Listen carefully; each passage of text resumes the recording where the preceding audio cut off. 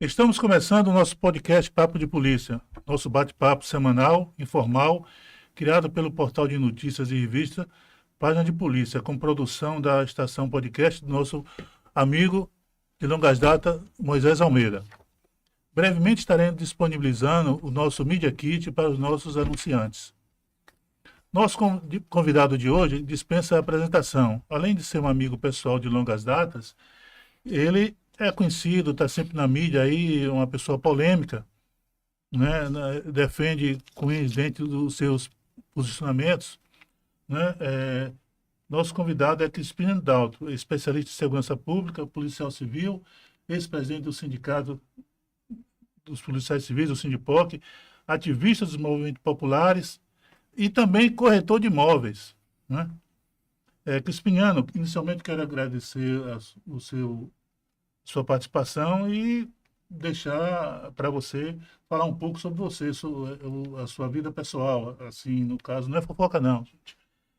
Casado, se é casado, solteiro, se tem filhos, formação acadêmica, essas coisas, né? Então, Crispiniano, seja bem-vindo. Obrigado, Moisés. Um bom dia a todos aí. É um prazer estar aqui, tá, dando início a esses trabalhos. E não tenho muito o que falar sobre Crispiniano Daltro. Eu vou falar mais no policial, né? Eu fui servidor público, né? Eu me aposentei há pouco tempo aí agora. Antes trabalhei na Odebrecht, fui também bancário, saí de um grupo bancário que era de Pernambuco, veio a Aspeb, depois veio a Caixa Econômica, né? E eu fui para Carajás, Projeto Carajás. Me formei em administração pública, né? Me especializei também pela UNEB, também em gestão pública, com planejamento na área municipal. Fui sindicalista, né? Porque eu fui presidente do sindicato e dirigente também do sindicato. Passei um bom tempo trabalhando também na Faceba, de um curso de investigador criminal, né, que foi um sucesso, por sinal, com 420 horas na época. Certo? Então, nós fizemos um grupo de candidatos na época para esse curso, que deixou a gente assim meio até preocupado, porque muita gente dos bancos, né, naquela época, muita gente de seguradora se inscreveu nesse curso. E foi assim um exemplo, porque a carga horária e o curso também, os professores, mestres, tinha até doutores, nós fizemos dentro de uma escala que foi maior do que até a própria academia de polícia já deu aqui na Bahia. Então, foi para a gente, naquela época, o Sindipoc foi uma grande experiência. E no mais, como você falou, eu sou um sonhador, na verdade. O ser humano tem que sonhar, né? E tem até uma música aí, uma poesia que fala, né? A questão do sonho, né? Enquanto você está sonhando, você está vivo. Como é que você, um especialista na área de segurança pública, vê essa questão da insegurança que hoje nós vivemos, não só a nível nacional, mas especificamente na Bahia? Você acha que tem solução para, não digo acabar com a insegurança, porque, na verdade, você não acaba com violência. Eu acho que é meio utópico. É meio utópico. Você vai colocar ela em níveis aceitáveis. Como é que você vê isso? Olha, o papel do Estado é ele garantir o direito do cidadão de ir e vir, certo? Nós temos uma visão totalmente diferente da maioria dos especialistas que estão aí, e eu sempre observo assim, o currículo deles, a maioria tem uma visão militar, ou seja, todos eles estão baseados nos estudos militares e experiência de militar. A segurança pública, ela não tem nada a ver com segurança nacional, que é um dos maiores problemas ainda que nós enfrentamos nos governos, porque os governadores, eles, por serem políticos, eles não têm esse conhecimento do que é realmente segurança pública. Diferente da área de educação, diferente da área de saúde, que você sabe muito bem como discutir isso. Mas quando chega na área de segurança pública, os governadores, prefeitos e o próprio presidente da República, eles não, por não ter conhecimento da matéria, eles preferem delegar a algumas pessoas que também, por desconhecer a origem da segurança pública, porque antes de 64 ela tinha um conceito, E pós-militar, ela passou o conceito de militarização. Então, todo esse arcabouço hoje da polícia, da segurança pública no Brasil é baseado no conceito da militarização, ou seja, do conceito militar, certo? Em que você tem que combater o crime de forma repressiva e não de forma preventiva. E é esse o maior problema hoje que acontece no Brasil, que é um detalhe tão importante para discutir isso, porque até 60, na década de 60, tanto a área de saúde quanto a área de segurança pública, eles tinham prioridade na prevenção. A saúde, quando houve a mudança de regime, o que aconteceu na área de saúde? Eles deixaram de fazer a prevenção para fazer o combate à doença. Na área de segurança pública, a mesma coisa. Né? Houve uma reunião em 1976 dos secretários de segurança pública, todos vieram militar, ou seja, todos eram coronéis, militares, todos militares, não tinha general, só tinha coronéis mesmo do Exército, que ocuparam no Brasil inteiro o cargo de secretário. Então eles trouxeram todo o conceito militar. Então a Polícia Militar hoje, ela tem um papel que ela assumiu as atividades da Guarda Civil, que era civil, né, de natureza civil, e essa Polícia Militar, ela veio para exercer essa atividade, ou seja, de prevenção. Só que ela não foi treinada para isso. Ela nunca foi treinada para isso. E ela trouxe esse conceito para dentro da segurança pública e até hoje se mantém. A Polícia Militar não aceita, certo? Esse tipo de discussão quando você fala que a Polícia Militar, ela por não ter visibilidade na prevenção, ela atua na hora depois que acontece o fato. E isso é que cresce a violência e que nós perdemos ainda essa visão direta de retornar aquele conceito, certo, de 60, em que as polícias da Guarda Civil tinham a finalidade de estar presente ali na rua 24 horas, para tentar evitar. Caso não evitasse, certo? Mas pelo menos tinha um controle, aí entrava a Polícia Judiciária, que era chamada Departamento de Polícia Judiciária, hoje chamada Polícia Civil, a partir da Constituição Federal de 88, que ela veio com essa denominação, mas na verdade ela é Polícia Judiciária. E, infelizmente, ainda continua cometendo o mesmo erro. Os governos estaduais estão cometendo um erro primário, porque quando vai discutir sobre segurança pública, transforma a Secretaria de Segurança Pública em uma delegacia de polícia. Por que eu digo isso? Porque desde que quando o governo, desde 2008 para cá, todos os secretários vieram de uma polícia, ou seja, delegados de polícia federais. Então, eles, quando sentam ali, naquela pasta ali, eles eram para produzir uma política de segurança pública voltada para as cidades e não um modelo único para todo o estado. Nós temos 417 aqui na Bahia, né, municípios. Você já imaginou um modelo que sirva para Salvador, é o mesmo que sirva para uma cidade que tem 5 mil habitantes? Uma cidade que tem quase 3 milhões de habitantes, Salvador. Aí você vai exercer para Feira de Santana essa mesma receita. Então o erro está aí. Você tem que ter um modelo de segurança pública para cada cidade, para que você tenha pelo menos desempenho da prevenção. É só isso. Porque a violência urbana, ela vai existir em qualquer país do mundo. O Moisés aqui, que conhece muito bem, fez sociologia, ele sabe quando a gente fala sobre essa questão de viver em grupo. E grupo vive em conflito. E esses conflitos têm que ser geridos de forma social e não de repressão. Então é preciso discutir isso. Eu não vejo aqui essa questão quando a imprensa tem um jargão de dizer, não, porque o crime é organizado. Que crime organizado? Que crime organizado? Pessoas que não têm nem cultura, não têm nem o fundamental, vai participar de crime organizado? É o Estado que está desorganizado. Existe aqui facções, quadrilhas de bandido, pé de chinelo. A questão de corrupção no país veio sim com o Lava Jato, que aí você vê que tem uma organização mesmo criminal, criminosa.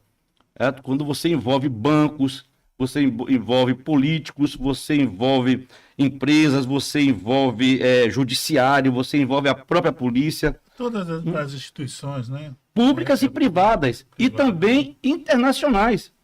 Porque você não consegue detectar quem é o líder disso. Líder não, o chefe disso, porque liderança você se adquire. Então, eu não, quando o cara falar, porque o líder do crime, não existe líder de crime, liga o chefe. É o cara que determina. Certo? Liderança você adquire. Então, o chefe do crime, esse cara impõe aquela situação em que você tem que obedecer, da obediência. Então, o jargão da imprensa aqui, quando eu estou assistindo os jornais daqui, eu fico assim me preocupado. Não, porque aqui tem polícia, tal. Aqui não tem polícia, rapaz. Em lugar nenhum tem polícia, porque a forma que eles falam de polícia é de prender e de matar. Quer dizer, polícia tem agora.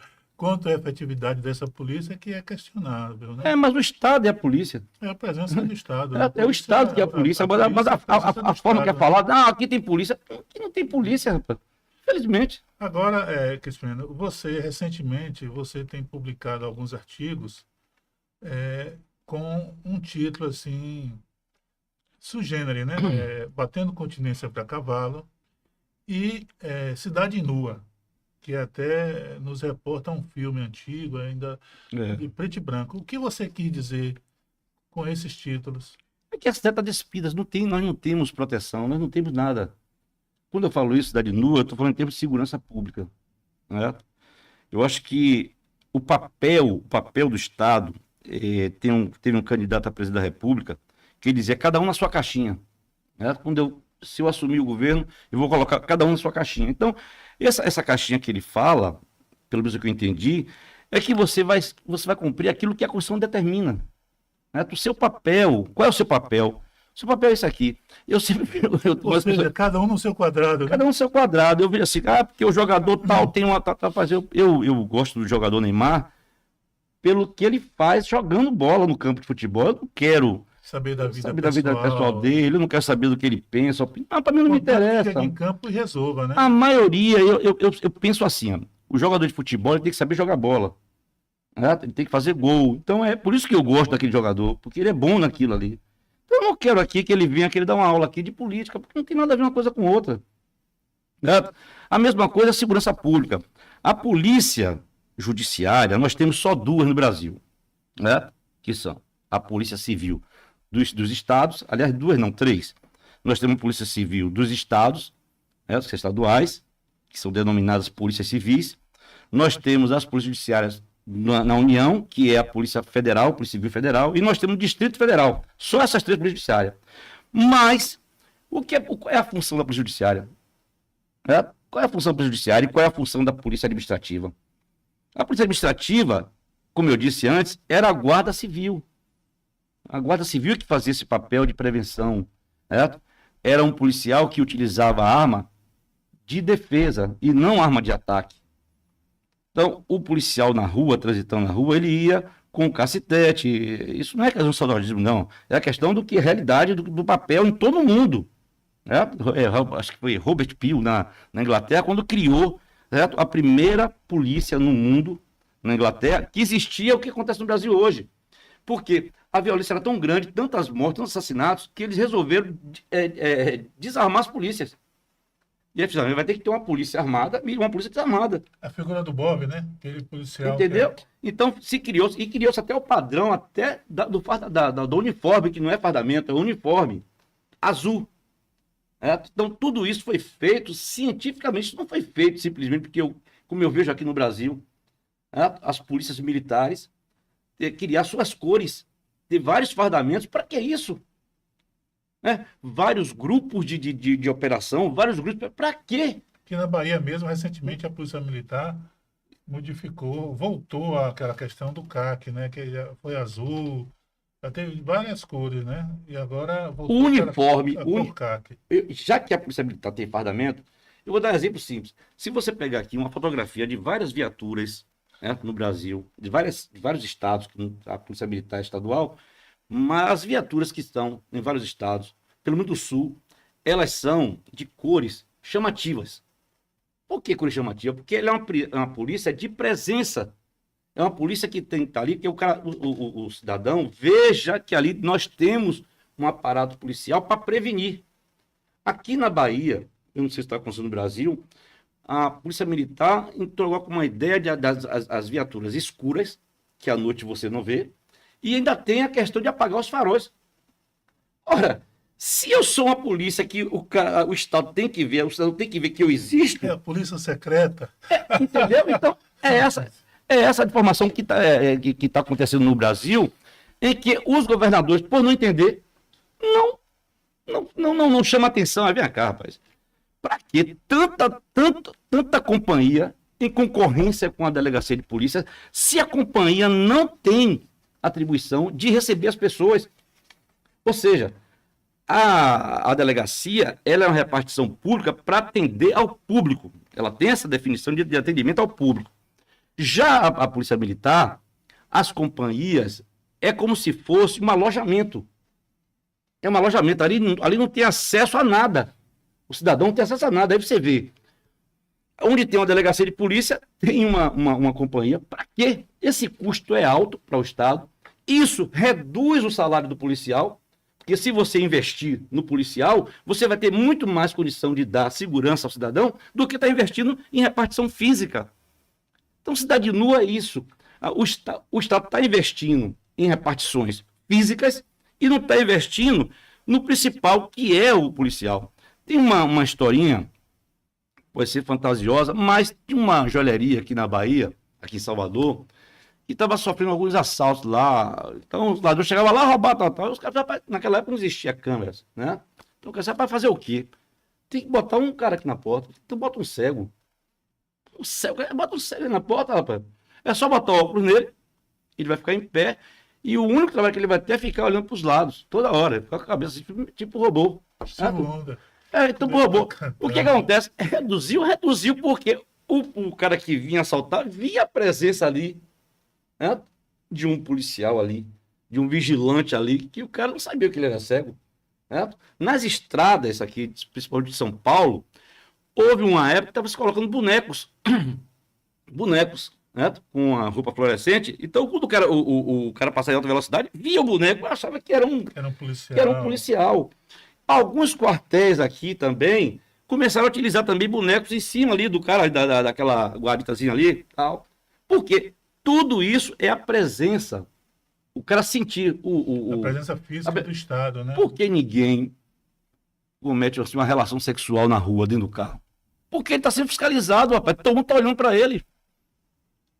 Porque ele está presente, está todo mundo presente ali. O cara vai dizer, que negócio é esse? O cara aqui na rua transando, o cara aqui fazendo xixi. Então você tem uma fiscalização. A polícia é isso. A polícia está para isso. Eu passo assim numa caçamba, eu aqui dirigindo, passo uma caçamba sem a lona e derrubando areia. Qual é a minha obrigação como polícia? Mandar o cara encostar. O cara tem que encostar. Digo, meu amigo, seu veículo só vai sair daqui depois que você cobrir. Porque você está trazendo aqui um risco para os motoristas. Essas pedras não saem desse carro. Você passa numa residência aqui, que eu já vi aqui no 2 de julho mesmo, que eu me acabei de rir, o cara botou um bujão ali no parapeito ali. Quer dizer, qualquer pessoa, se tocar no bujão, o bujão cai.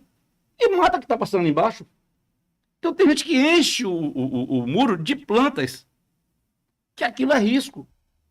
Você passa... Reporta a Guarda Civil de outrora que fazia isso. Ele ia na sua porta, ele ia na sua porta... Né? Não, ele ia na sua porta notificar, porque aquilo é a função dele.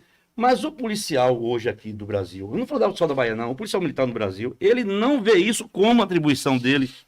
Porque na academia não ensina isso a ele. Ensina que ele tem que combater o crime. E ele não vai combater o crime, ele vai prevenir.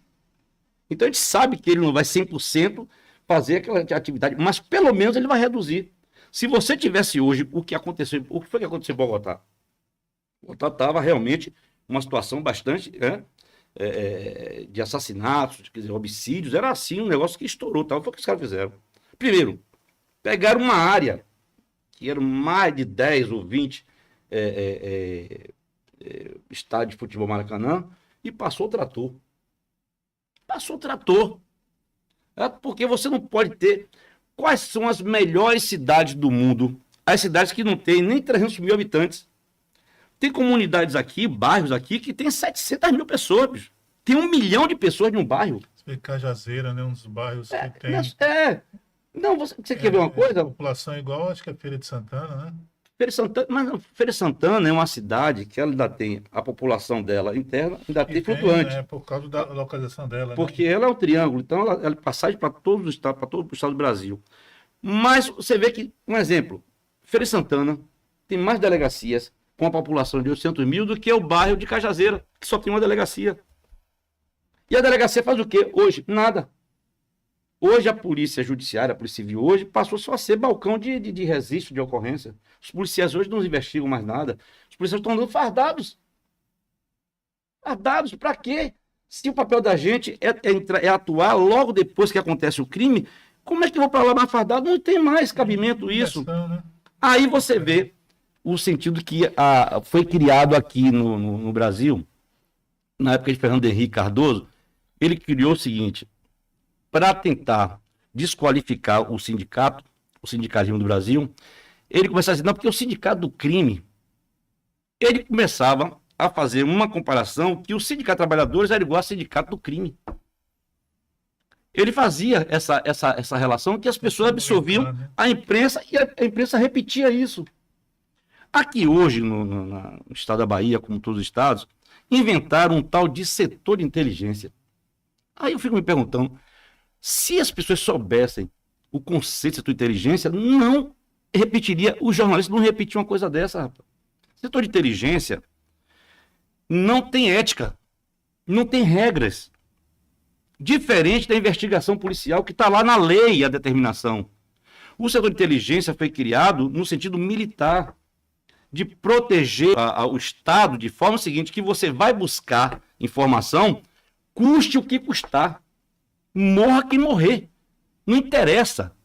O que interessa é a informação e a contra-informação para garantir o poder. E o setor de inteligência é isso. Não é esse setor que estão inventando aqui nas polícias brasileiras. Primeiro porque foi criado o setor de inteligência para dar a conotação às polícias militares de que ela faz investigação. Não é para fazer investigação. A polícia militar não é para fazer investigação. Eu tenho uma experiência demais com relação a essa questão da polícia militar, porque na época de 2000, a polícia militar demitiu 400 policiais militares, demitiu não, expulsou, que a linguagem certa, a técnica é essa, expulsão dos policiais militares. O que ocorreu? Todos voltaram, porque a polícia militar, para dar uma resposta imediata à sociedade, botava o cara para fora sem o direito de defesa. Sempre para defesa, né? Aí, eu conversando com alguns coronéis, eles conversavam comigo, explicando, nós aprendemos com a Polícia Civil a fazer um inquérito administrativo. Começaram a instaurar o inquérito administrativo. Mas o inquérito administrativo não era com o objetivo de dar o direito de defesa, era sim dar formalidade legal ao policial. Quer dizer, o policial pensava que estava sendo direito? Não, ele estava apenas engessando o cara, armando uma cama para ele sair de uma forma formal e não ter mais como voltar. Foi isso que aconteceu na época que a Polícia Militar começou a se reestruturar. E na greve de 2001, certo? Que a Polícia Militar entendeu, quando eu digo a Polícia Militar, os oficiais entenderam de que aquilo ali que eles faziam era um processo, rapaz, de exterminação, ou seja, os policiais militares não tinham direito a nada. Aquela greve que nós fizemos entre policiais civis e militares vai ficar na história porque ela é para ser estudada o motivo. Enquanto nós, policiais civis, tínhamos uma pauta de 3 ou 4 itens, a Polícia Militar tinha 28. E eu dizia, rapaz, é muito item para discutir, porque o governo vai sempre dizer que deu 90% e essas coisas aí não são pautas. Até o dia de Edmilson, como disse ele? Denilson ontem, são demandas. Essas demandas a gente vai discutir, mas o policial militar estava tão acorrentado, na verdade, tão revoltado, que ele queria resolver tudo naquela greve. E aí você tinha 28 itens que eram coisas bobas. Um exemplo, o policial militar, se ele fica em pé durante 8 horas, durante 12 horas ou 6 horas, ele cria varizes naqueles coturnos. Um exemplo. Então isso era para ser discutido, para colocar sapato. Para que eu vou colocar bota em um cara que vai fazer policiamento leve? Olha o que eu disse assim. Então essas coisas que precisam ser ditas na hora, porque você tem um custo alto. A Polícia Militar, em 1996, aqui na Bahia, houve um escândalo de compra de fardamento. Houve uma licitação, na época, uma licitação, em que não tinha como nenhuma empresa que tivesse fabricação de fardamento entregar no prazo que eles colocaram no edital, porque já tinha uma empresa com tudo pronto.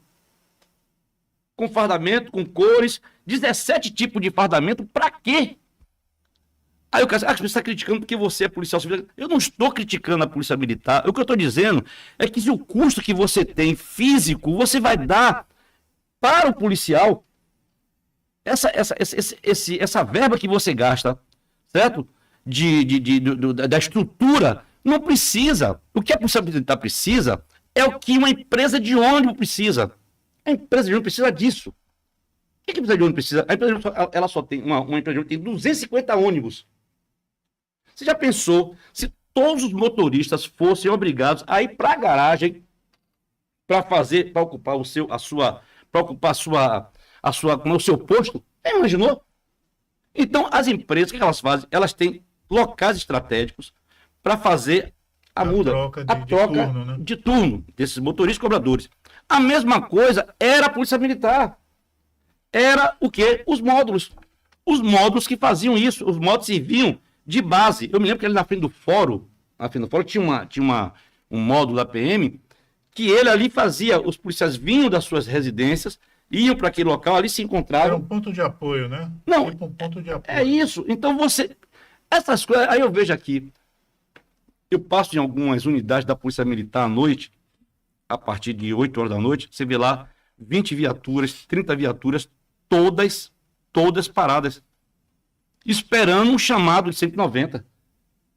Quer dizer, aí o cara tá lá, deitado, descansando, certo? É chamado daqui que ele vinha se arrumar para botar coturno, botar fardamento, botar arma, botar capacete, escovar os dentes, para sair. Ah, meu amigo, aí já aconteceu, já passou. É por isso que o cara, quando vai assaltar hoje, ele primeiro passa com a moto no local, com uma dupla, olha o parâmetro ali, daquela de 100, 200 metros ali, como é que tá ali o movimento, e segue e avisa, pode ir lá meter que não tem polícia. Acabou. Crispiniano, recentemente o governo do estado colocou, né, mandou um projeto de lei que foi aprovado pela Assembleia, criando a Polícia Penal, né, a nível da Constituição do Estado. Como é que você vê essa figura dessa Polícia Penal? Olha bem, infelizmente o Congresso Nacional, ele funciona da forma que ele é um espelho de interesse de grupos, certo? Então, a Polícia Penal, ela é importante? É. Mas a Polícia Penal é como se fosse também a Guarda Municipal, é como se fosse a Polícia Militar. Elas têm um limite de ação. Por exemplo, a Polícia Penal, ela é polícia do portão para dentro. A Polícia Militar, ou a Polícia Penal, ela é polícia do portão para dentro. Porque a atividade dela é administrativa. Restrita, né? Tem uma atividade restrita. É uma atividade administrativa, não é uma atividade como da Polícia Judiciária, certo? Que ela tem outros fundamentos. Eu vejo nas entrevistas aí, governador, secretário de administração penitenciária falando que essa polícia vai investigar, ou seja, é uma polícia como as polícias que já existem, né? A polícia judiciária. É por isso que vem. É um equívoco, na verdade. É por isso que vem também aquela maluquice em dizer que a polícia prende e a justiça solta. É um jargão que esse jargão. Ora, a justiça, policial, né? a justiça fica zangado porque acha que cumpriu o rito legal na prisão e a justiça soltou, né? Essa questão muito se fala da audiência de custódia, né? Que o bandido chega, é solto, né? A justiça não solta ninguém, rapaz. Até porque quem prende é a justiça, quem prende é o juiz. Nós não prendemos, nós conduzimos. A polícia não prende. Tecnicamente, quem prende é o juiz. E aí o que acontece? Inventa esse negócio de prisão, de flagrante continuado. O que é flagrante continuado? Você pega um cidadão aqui, né? Um cara cometendo um delito. A gente sabe que ele é traficante de drogas. Aí a polícia militar prende ele aqui com uma quantidade pequeno. Só que, ao invés de levar aquele cidadão para a delegacia de polícia, se tiver especializado, a DTE ou qualquer outra delegacia, em vez de levar para a delegacia, o que ele faz? Ele leva para o posto dele, para a companhia dele, lá, ele faz aquele trabalho que eles falam de inteligência, que é a investigação policial. Aí já começa a usurpação. Aí ele vem, faz o cara dizer onde é que está o resto da maconha, ou qualquer outro tipo de droga. Aí o cara pega, tá em Cajazeira, diligência para Cajazeira. Aí chega lá, pega tal. Volta e leva para audiência de custódia. Quando o juiz ouve qual foi a diligência, esqueceram de pedir ordem de busca e apreensão. Né? Fizeram uma arrumação nesse flagrante, que o cara foi preso aqui com uma quantidade e levou o cara em tal lugar. E tá errado. Aí o que o juiz faz? O juiz é obrigado, rapaz. O juiz não está fazendo nenhuma caridade ao preso, não. O juiz, infelizmente, pela falha nossa, só que a justiça, nesse tema, elas têm uma certa ética, e não diz assim qual é o motivo. O juiz sempre diz assim, quando você pega uma ação que você entra, o juiz fala assim, o pedido está mal feito. O máximo que ele vai dizer para você é isso. O pedido está mal feito. Aí você vai ser mal feito como ele fez. Eu não vou dizer o que é que você vai pedir, certo? Mas eu sei, mas está mal feito o pedido. A mesma coisa, se o policial militar pegasse esse cidadão aqui e levasse para a delegacia de polícia, apresentasse na delegacia de polícia, o que é que o plantão fazia de imediato? O delegado plantonista poderia pedir uma prisão temporária desse cidadão, de 5 dias, para investigar, e ia pegar lá. Mas aí ia pegar já com autorização da justiça. Cumprisse um rito, né? Mas é um rito, porque rito a partir de 88, né? A partir de 88, essa Constituição Federal aqui, essa pequenininha aqui, Constituição Federal, em 88...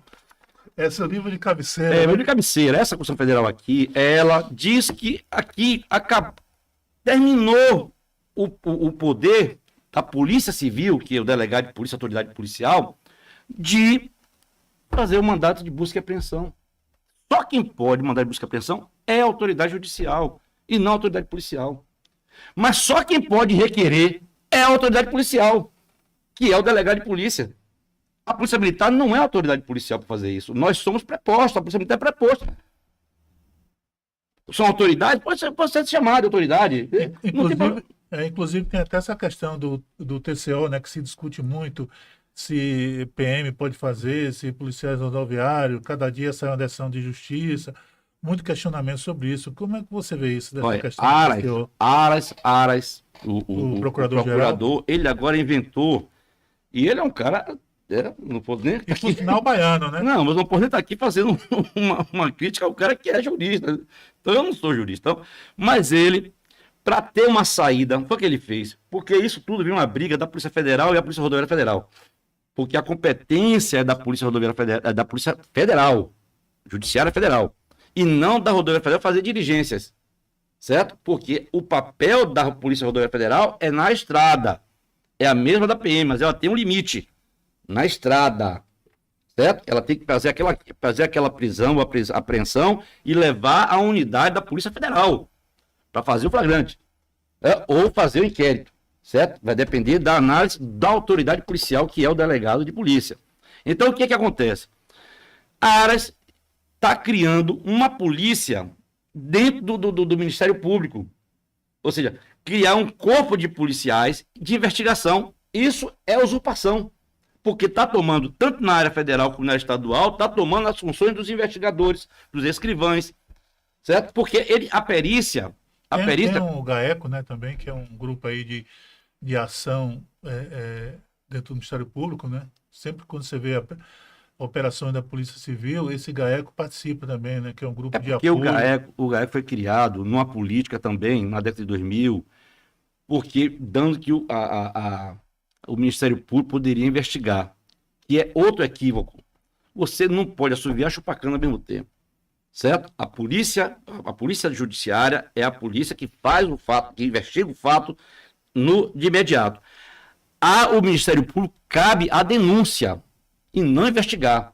Mas, como as polícias estruturadas nos estados, elas eram mais para essa massa pobre, ou seja, uma cultura bem lá, sem nível superior, e aí deixava. Então, quando veio essa questão do Lava Jato, vai se investigar, quem é que vai investigar? Não vai investigar um pé de chinelo. É como se fosse uma investigação de alto nível. De alto né? nível. Aí vem. E a polícia não estivesse preparada para fazer isso. Não né? estivesse, não está. As polícias civis, elas não estão preparadas para isso. E nem a Polícia Federal. Estão se preparando, vieram se preparar. E quem começou a investigação do Lava Jato foi a Polícia Federal. Quem começou a investigação foi a Polícia Federal. E aí entrou com o Ministério Público. Certo? Mas a estrutura das polícias, os procuradores, não são investigadores. Eles fazem a denúncia. Mas aquele negócio da caixinha, cada um na sua caixinha. É isso que está acontecendo no Brasil. A violência vai crescer muito mais. Os números de homicídio, na época de aquele governador de São Paulo, quando dele era o polêmico, do do PSDB, do PSDB. Não, o mais novo, Maluf, Paulo Maluf. Fizeram uma estatística no Brasil, na década de 90, que o estado que se matava mais, que tinha mais número de homicídios, era São Paulo. Rever a rota, né? Porque ele alimentava, o governador que alimentava isso. Porque você depende do governador. Porque se o governador aqui na Bahia, certo, permite o que estava acontecendo aí, como agora veio e tirou, porque era outra loucura, a usurpação de pegar a polícia militar para fazer polícia judiciária, ou seja, onde tinha mortes envolvendo policiais militares, quem fazia o inquérito era a Corregedoria da Polícia Militar, quer dizer, se tornou a polícia judiciária. Mas isso aí está mudando por conta da justiça, não por vontade do governante. Né? Não é só por conta da justiça, não, rapaz. É porque extrapolou a Polícia Militar no seu processo administrativo, que era administrativo, estava se tornando um processo criminal, judicial. O que é que ocorreu, na verdade? Estava se alimentando ainda mais esse processo de matança. E justificando. Aí o que aconteceu? Rapaz, é melhor dar uma parada aí. É melhor dar uma parada e voltar ao que a lei determina, que é a Polícia Judiciária.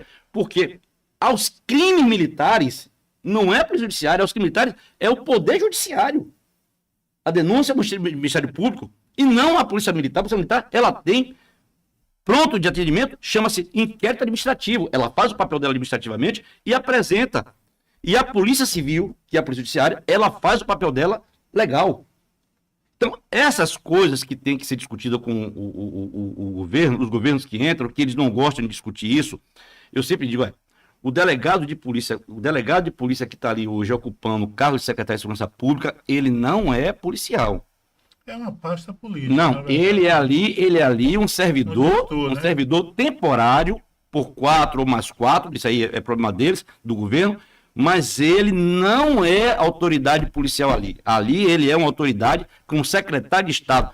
A função dele, ele não pode exercer de policial, porque ali ele está como político. Cargo está lá escrito, cargo artigo 37. O cargo dele é indicação política, então ele tem que exercer uma pasta política, ou seja, apresentar projetos de segurança pública para os estados e de estado de cidade para cidade.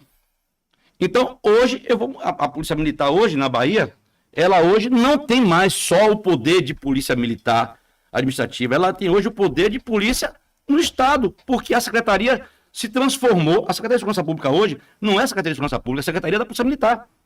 Se você vê as publicações que estão saindo, só tem policial militar. Um DAS, não desmerecendo aqui os colegas da Polícia Militar. Pelo contrário, eu estou fazendo aqui apenas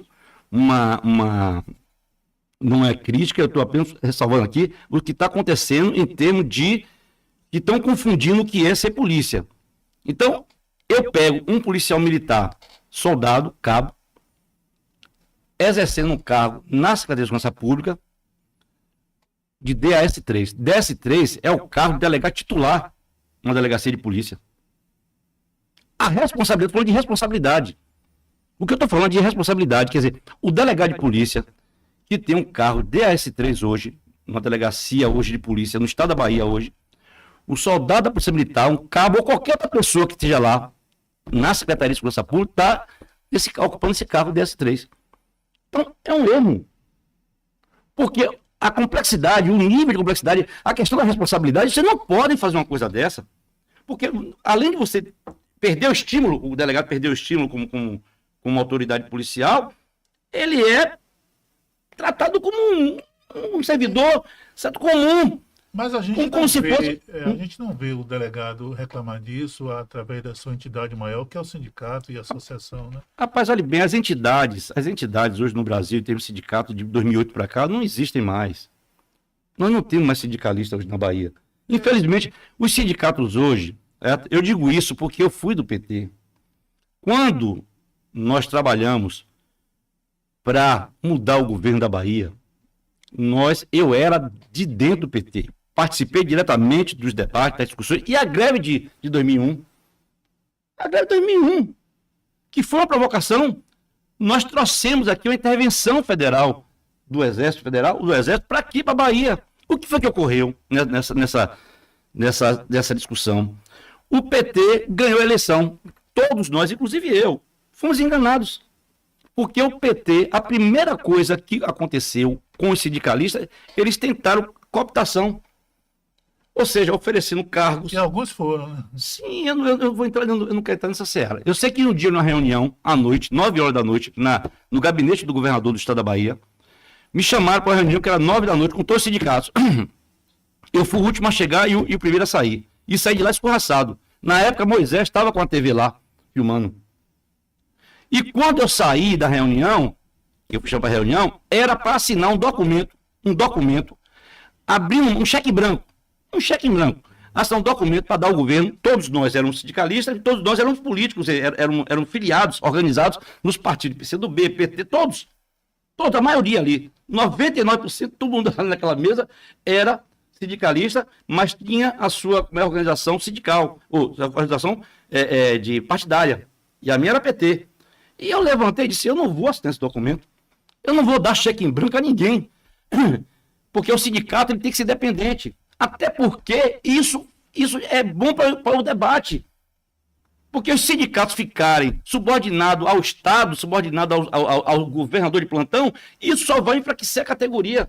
E hoje a primeira facada que vai tomar aqui sou eu, mas todos aqui vão tomar depois. Porque eu quero que me diga o seguinte, o que é que nós vamos ganhar para fazer esse papel de estar aqui a serviço do Estado, que o governo quer que eu assine um documento dizendo que 3 anos eu não vou reclamar nada que tenha a questão financeira de salário nem nada. O PT que fez isso. Mas hoje o que a gente vê, e isso é os sindicatos, notadamente o sindicato da Polícia Civil, a categoria reclama muito por conta dessa proximidade, esse entrelaçamento, que o sindicato não questiona. O governo deu 4% de reajuste linear para todo mundo. Para os delegados deu um reajuste maior e o sindicato não fez nada, né? A princípio não fez nada. Como é que você vê essa questão do sindicato assim de braços abertos, abraçado com o governo? Teve uma greve aí ia ter uma ameaça de greve dos rodoviários. Eu estava assistindo o jornal no horário da TV Record. E no jornal estava lá um grupo de rodoviários insatisfeito lá com algumas coisas, com a pauta lá que estava lá. E houve, assim, interromperam, fecharam a Lapa. Então, não houve transporte. Isso no dia. E tá o apresentador do programa, dizia o seguinte, não vai ter greve, eu sei que agora não vai ter greve nenhuma. Aí o sindicato, não, se tiver discussão, se te atender, aquela conversa tal. Mas... como dizia um colega nosso, Seca Lourenço. Um sindicalista lá, que estava sendo, participando desse movimento lá, não era de oposição, quem era de oposição, mas era um movimento que não estavam recebendo dinheiro, eles estavam em reclamação lá. Aí o cara falou, rapaz, como é que você pode ter um sindicato que a esposa do presidente recebe 10 mil no gabinete do prefeito, como funcionário? Então você derruba, meu amigo. Você derruba a tese. Então, qual é o sindicato? Qual é o sindicato que vai ter moral, certo? Vai ter moral para fazer uma coisa dessa, para bater de frente com o governo? Não tem. Porque as esposas, tias, irmão, tá todo mundo espalhado. Eu me lembro de Marta Suplicy. Sem contar bronca, né? Eu me lembro de Marta Suplicy, quando ela separou do marido, grande senador. Eu admiro muito aquele... Vereador agora, né? É vereador, mas é um grande político, um cara muito sensível. Como dele? Eduardo Suplicy. Eduardo Suplicy. Eu, quando ia para Brasília, eu fazia questão até de almoçar lá com ele, lá, porque ele tinha, assim, umas conversas que eu gostava muito, certo? Eu respeito muito aquele cidadão ali. Um cara rico, mas um cara humilde e tal. Mas aí, quando a mulher separou dele, ele ficou bem louco, né? Ficou cantando sozinho no Congresso, tal. E ela simplesmente... De repente ele se sentiu feliz, não? Não, mas mata Suplicy... Ele é fã de Bob Dylan, né? É... Tem Mas Marta Suplicy simplesmente veio e começou a namorar com um rapaz, um argentino, na época tal, normal. Que era um dos técnicos do PT, né? Não, aí o que aconteceu? Quando vai descobrir, ela, para não colocar ele no governo, colocou ele numa empresa que prestava serviço. Assessoria, né? Não assessoria, colocou ele numa empresa que prestava serviço à prefeitura, com salário de 20 mil. Pelo menos é o que saiu na imprensa na época. Quer dizer, você procura meios de estar bem. Então, o sindicalista, o presidente do sindicato, eu tenho um exemplo com você, uma vez, quando todo mundo usava placa fria. Tá lembrado disso? Todo mundo usava placa fria. Ele dizia, rapaz, todo mundo pode, menos a gente. Porque lá, aquele que bate a mão, dá tapa na mesa, se pegar meu carro ou seu, eu falei com você isso, pegar meu carro ou seu, ou de qualquer diretor aqui sindicato com placa fria, vai sair na imprensa. Olha os sindicalistas que nós temos aqui. Então, eu dizia assim, a gente tem que preservar a nossa imagem, não que a gente seja bonzinho, que seja melhor que ninguém, mas a gente tem que evitar andar em locais que não fosse, compatível com a nossa função, dentro de polícia como também sindicalista, não ter nenhum cargo. Eu dizia sempre. Uma vez lá o sindicato lá negociaram 25 bolsas para católica. 25 bolsas. Aí, quando eu recebi o recado que era para ir buscar essas bolsas na mão do delegado-chefe, já falecido, meu amigo João de Moisés. E aí eu fui lá conversar com ele. Disse, rapaz, que bolsas são essas? Não, são 25 bolsas que nós resolvemos dar para vocês aí do sindicato para distribuir aí, tal. Bolsa da católica. E o bolsa? Aí eu disse, rapaz, 25 bolsas. Nós temos hoje uma categoria, naquela época tinha 2.000 e poucos policiais. Eu vou dar 25 a quem? Eu vou fazer sorteio, vou fazer leilão? Eu não quero, até porque eu não pedi bolsa nenhuma. Mas foi um pedido interno de alguns diretores. Lá em conversa, o cara viu e vou dar. Mas só quem poderia receber essas bolsas era eu. Para assinar recebendo. Eu digo, não, meu amigo, eu não quero bolsa nenhuma, não. Você vê que criou uma revolta no sindicato. Fiz a reunião da diretoria, isso aí, apareceu uma história aí de bolsa. Eu não vou pegar bolsa nenhuma, certo? E eles só vão dar se eu assinar. Então eu não vou receber bolsa. Porque, primeiro, vai atender quem essas bolsas? Vai dar para quem essas bolsas? Vai fazer sorteio? Porque a categoria vai ficar revoltada. Pronto, não aceitei as bolsas. Pronto, ficou todo mundo com a cara grande para mim. Mas foi melhor assim do que você estar preso por causa de uma... Ficar refém, né? Ficar refém. A mesma coisa foi da Petrobras, foi da Coelba e outros que fizeram lá um contrato lá com essas empresas para fazer investigação e apreensão de produtos roubados.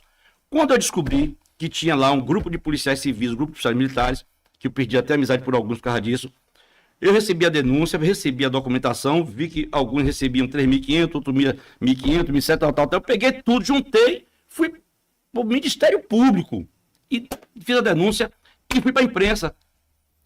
Teve jornalista que foi demitido, certo? Teve gente que foi processado. Por que o senhor denunciou? Meu amigo, se fosse para todo mundo, eu não podia dizer nada. Mas era para um grupo, esse grupo estava se beneficiando nas costas de quem trabalhava. Porque, um exemplo, acontecia um fato lá em Simões Filhos. A delegacia de Simões Filhos se dirigia para o local para fazer aquilo que esse grupo fazia. E o grupo depois apurava. Tinha livro, tinha tudo. Isso foi parar em Brasília, eu fui ser ouvido em Brasília. Mas, meu amigo, se você tem que fazer papel de sindicalista, tem que fazer papel de sindicalista verdadeiro. Não é papel de, porque Crispiniano bate todo mundo. Nada disso. Eu tenho um grande respeito por Cátia Alves, mas eu tinha maiores embates com ela. Os maiores embates eu tinha com Cátia Alves, mesmo reconhecendo que ela era uma profissional. Eu digo hoje, claramente, eu fui demitido por causa de quê? Por causa de Cátia Alves. Eu fui demitido da polícia em 2001 por causa de Cátia Alves. Ela pediu ao governador que me demitisse. Porque só que podia demitir era o governador. Então ela pediu ao governador que me demitisse. para dar de exemplo na Polícia Civil, porque a Polícia Militar foram mais de 16 pessoas que foram expulsas da PM, e na Polícia Civil não foi ninguém. Então eu tinha que ir como exemplo. Aí o governador vai e atende. Fui demitido da polícia, e fui demitido avisado, ainda teve essa. Só vou ter que demitir você. Tá bom, tá certo, fazer o quê? Fui demitido da Polícia Civil. O que ocorreu? Voltei depois com um mandato de segurança, temporariamente, depois eu fui readmitido definitivamente em 2013. De lá para cá, mais 3 processos, eu já fora do sindicato, mas mais 3 processos de demissão. Mas, com tudo isso que aconteceu, hoje eu acho que Kátia Alves, estou sendo sincero para todo mundo aqui, tem um perfil para ser, hoje, delegada-geral da Polícia Civil. Porque, infelizmente, a Polícia Civil hoje... E secretária? Secretário, eu vou responder para você o que eu respondi para a Senasp na época. Nós temos... porque pode ser o secretário. Nós temos 48 delegados, classe especial. Vocês podem escolher qualquer um, porque todos estão habilitados para isso. Mas você pode dar um nome. Eu não vou dar nome de nenhum, porque senão eu vou ter responsabilidade sobre ele.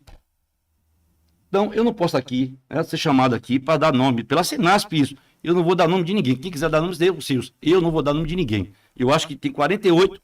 Desses 48, vocês podem escolher quem quiser, porque todos estão habilitados. São classes especiais, estão habilitados. Então, minhas preferências, eu não podia chegar ali para ele dizer, porque depois eu seria responsabilizado por aquilo, então cair fora.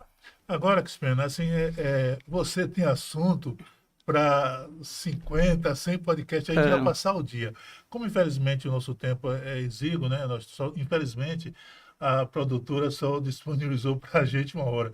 Eu vou até conversar... E muito. Rapaz, você já pensou naquela época que você tinha 30 segundos? É Enéas que eu diga, né, Enéas? Hoje nós temos as redes sociais hoje que nos permitem, hoje, as redes sociais, a gente aqui tá nesse bate-papo mesmo, nesse papo aqui, um papo informal, mas você tem um espaço aí que está aberto hoje, não tem cortes, não tem nada disso. Porque... O corte vem depois. Não, porque está aberto isso aqui. Está na internet, tem edição. Fazer edição, mas já caiu na boca do povo. A gente falou sobre o sindicato, eu militei no sindicato, justamente com você, né? Claro que nós temos um perfil totalmente diferente da maneira de conduzir as coisas, mas no final eles se juntam. Como é que você vê essa questão do salário de nível superior, que tanto se falou, se esperava que com esse reajuste que o governo recentemente aprovou, né, deu para todo servidor, sancionou, se esperava, a categoria esperava que viesse a regulamentação de um artigo da lei que estrutura a categoria policial civil, que viesse esse salário de nível superior. E não veio. O compromisso... E como é que você vê essa questão? E dentro dessa questão do salário nível superior, você é um fã ardoroso, né, defende, né, nem fã, você é um defensor ardoroso do subsídio como forma de remuneração. Como é que você vê essas coisas hoje? Eu não sou um fã ardoroso, não. Nem defensor. Eu sou legalista. Sempre fui legalista, todo mundo sabe disso. Mas eu sempre defende assim, com a legalidade, mesmo assim com ênfase. Eu defendo o que está na lei. Meu direito como policial civil, é o que está na Constituição Federal. Artigo 144, parágrafo 9º. Isso aí você sabe de que mas eu gosto de ler que as pessoas, quando tem uma vírgula. Parágrafo 9º do artigo 144, que fala sobre segurança pública. A remuneração dos servidores policiais integrantes dos órgãos relacionados neste artigo será fixado, ou seja, está dizendo nada, na forma do parágrafo 4º do artigo 39. Aí você parte para o artigo 39. Está viciada, já abre na página certa. Não, né? Tá não, essa aqui é bem velhinha até, para essa tá federal, Artigo 39, quando ela artigo 39, parágrafo aqui, que é o parágrafo 4º.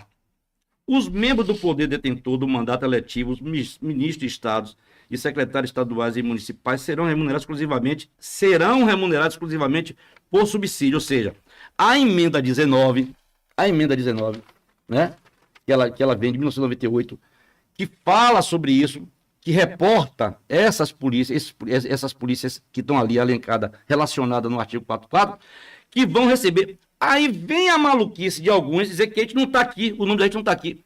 Ele está dizendo que será com base no parágrafo 4º do artigo 39.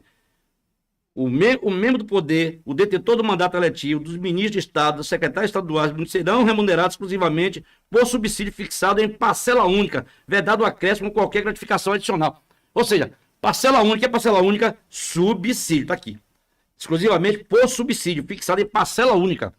Então, essa questão, quando o cara fala nível superior, eu digo, rapaz, esse termo nível superior não existe em termos de remuneração, porque o salário base, que a gente chama no Estado é vencimento.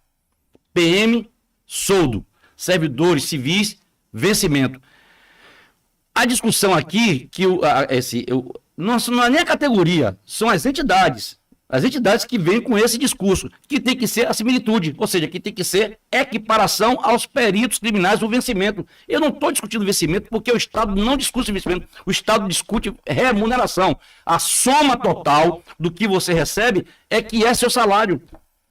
O governador agora disse o quê? Vou liberar metade do salário. Ele liberou o quê? Foi do vencimento? Não. Ele liberou do que você recebe.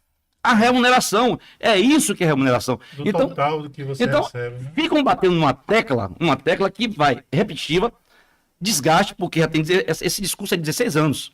Que o governo garantiu para tirar o sindicato, para tomar o sindicato, na verdade, foi que daria o cargo de nível superior, que a gente já tinha discutido isso, estava no projeto de lei já. Wagner sentou com a gente, fez um acordo que no segundo semestre de 2008, teria implantado o cargo de nível superior e os salários, porque a nossa lei orgânica dizia que nós poderíamos também ocupar os cargos de direção de DAS, que só quem pode ocupar cargo de DAS na polícia é o delegado de polícia.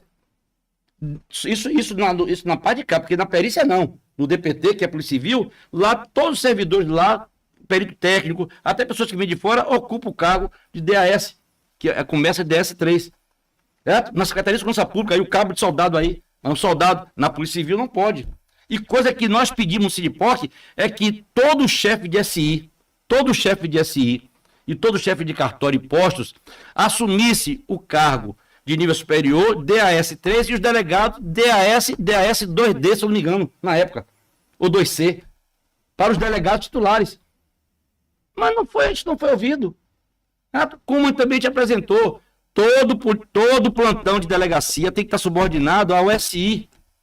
Por que isso? Porque você teria pelo menos uma regra de não parar a investigação. Que a investigação começa na unidade. Quando a pessoa chega para dar uma comunicação de uma perda, de um furto, tal, ela vai no plantão. É ali que começa a investigação. Então, essa questão do subsídio não é reivindicação, não é pedido, não é nada de fantasia, é o que está na lei. É o que está na lei. E a lei determina que o governador do estado da Bahia, como qualquer outro governador, que no Brasil a gente está fazendo levantamento, no Brasil inteiro, com Brasília, Sergipe aqui do lado, um policial ganha 14 mil. Subsídio. Não existe a palavra nível superior, não. Subsídio, 14 mil. Aqui, o meu policial recebe 7. Metade. Então, o que estão querendo? Porque, na verdade, existe uma discussão que vem ao redor disso aí, que é os delegados, ainda esses que são os de 2000 para cá, porque aqueles que se aposentaram estão entendendo hoje o que eu estou falando, porque você aposentado, você perde tudo, certo? Você perde tudo. Então, essa integralidade, estabilidade, isso vai 5 anos. Depois você perde. Porque o cara inventa qualquer tipo de remuneração, de gratificação, vai para remuneração, vencimento e remuneração. Toda remuneração é calculado o quê? Imposto de renda, não é isso? Imposto de renda, Cumprev, Planserve, tudo é descontado em cima da remuneração. Mas as vantagens... Não, alimentícia que... Sim, mas as vantagens é calculado sobre o quê? Sobre as vantagens. O salário base, né? Sobre o vencimento. Então, se eu tenho 10% de auxílio de alimentação em cima da remuneração, é 1. Mas o meu recebo é em cima de vencimento. Para eu receber, para eu ter vantagem, é em cima do vencimento. E para eu ter os descontos reais, é em cima da remuneração total. Então, eu faço um apelo aos colegas para um debate. Um debate na categoria. Porque esse debate na categoria é que nós vamos promover uma grande discussão para que a gente possa dizer, a categoria não está pedindo, governador, a categoria está determinando que nós queremos o subsídio, porque está na lei, é determinação da lei. É só isso. Espiano, assim, nós estamos chegando ao final do nosso podcast, né? Ele está disponível no YouTube, brevemente em outras plataformas, né? Eu quero agradecer a sua participação, né? Infelizmente, o nosso tempo é pouco para o tanto de assunto que você tem para nos brindar aqui. E eu quero, assim, quando a gente convida, né, o convidado no final do programa, ele recebe um brindezinho. Então, a gente queria passar para você essa caneca com a logomarca do nosso podcast e também com o patrocinador. Agradecer a você e deixar para você fazer suas considerações finais, né? Eu só tenho a agradecer, Carlos Alberto, chamo de Carlão. Você foi meu parceiro também lá no sindicato, e também você foi presidente também, logo depois de mim você foi presidente do sindicato a partir de 2004, se não me engano. Pula essa parte. Não, mas também você foi lá, acho que foi 2004, 2005, né, que você assumiu. Mas eu não lembro, realmente eu me aposentei e deletei tudo de polícia. Mas olha bem, eu tenho a concepção... de sindicato, né? Eu não posso deletar coisa da minha história. Então, eu sou assim, certo? A história nossa a gente não pode jogar no lixo.